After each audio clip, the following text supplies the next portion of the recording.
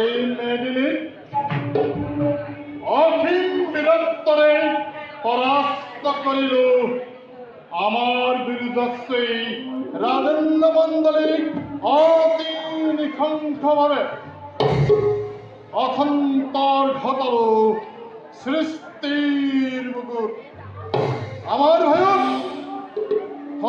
থরে কম্পিত হয় খুরা খুরবাঠি কাল রুদ্রাখ্যা দিয়ে আমার প্রতিদ্বন্দ্বী নিপতি সকলে আমার অখিল ভক্তি বাধা দিব করার ক্ষমতা নাই কারো এই জগৎ।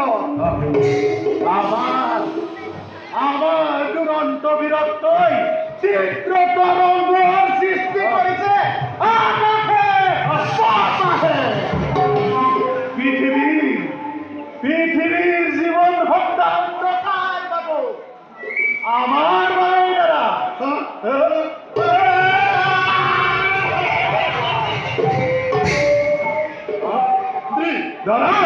যদিও মই এই কুরুক রাজ্যর অধীশ্বর, যদিও মোৰ সন্ত্ৰাস গোটেই পৃথিৱী হয় কম্পিত,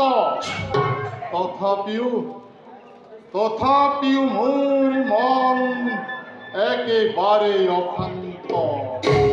বুজিছো দাদা, কিয় কৰা এনে চিন্তা? প্ৰকাশ কৰা ভাতৃ তোমাৰ চিন্তাৰ কাৰণ। কৰিছো প্ৰতিজ্ঞা মই তোমাৰ সন্মুখত দুহে যদি হাত নিবাৰী তোমাৰ ব্যক্তাহীলৈ শান্তিময় লভি মন্ত্ৰ ভাতৃ অন্তৰাত জলে অগণী প্ৰবল আপোন ধিক্কাৰে অন্তৰৰ স্তৰে স্তৰে হয় মিথ্য মনত কৰিছে মোৰ সেই গোৱাল কৃষ্ণৰ কথা।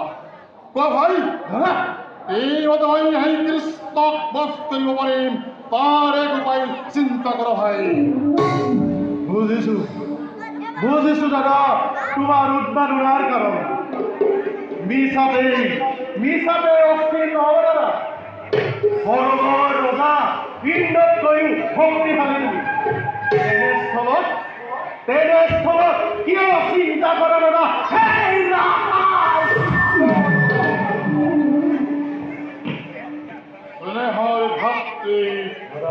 বীৰ শ্ৰীৰামনে তুমি তোমাৰ বীৰত্ব প্ৰতি মই গৌৰৱ অনুভৱ কৰিছো।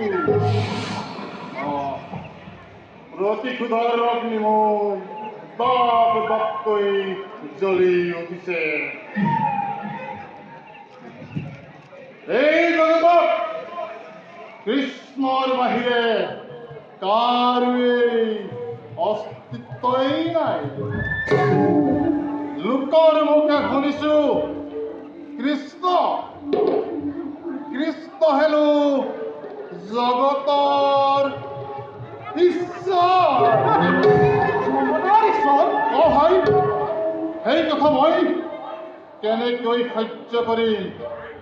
যি কৃষ্ণই শিশুকালত বাস কৰিছিল গোচাৰণভূমিত, যি কৃষ্ণই নিজ নদলত হত্যা কৰিছিল কেৱল ক্ষমতাৰ কাৰণে, আৰু যি কৃষ্ণই পৰৰ বাগদত্তা কন্যাক হৰণ কৰি গৈছিল স্বয়ম্বৰৰ পৰা, সেই কৃষ্ণ কেতিয়াও হ'ব নোৱাৰে জগতৰ ঈশ্বৰ। কৃষ্ণৰ এটা তুচ্ছ লাভ কৰি অল্প সম্মানী পৃথিৱীৰ মুখ্য মানৱৰ পৰা গৰ্বতে পগলা হৈ আৰোহণ কৰিছে সি অহংকাৰৰ উচ্চ সস্যা কিন্তু অহৈর্য আরে করাম জানা খন্ডে হলে কৃষ্ণর নাম নিশল করে নিন এই দ্বারকাপুরীর পড়া থাকতে হর ভাতৃমূর যারা আদিমূর আদিমূর একেবারে অখন্ত মন কেনে তোমার দরে উপযুক্ত ভাতৃময় লাভ করিছু ভাগ্যর বধ ধন্য তুমি মোর বীর ঈশ্বরাবলী প্রলয়র অগ্নি জ্বলিব সীতার জুই দপ দপ করে জ্বলিব কৃষ্ণর সমে যাদব বংশ ধ্বংস হব একটি দুটি করিয়া বলে দাও ভাতৃ এই উচ্চতা বলে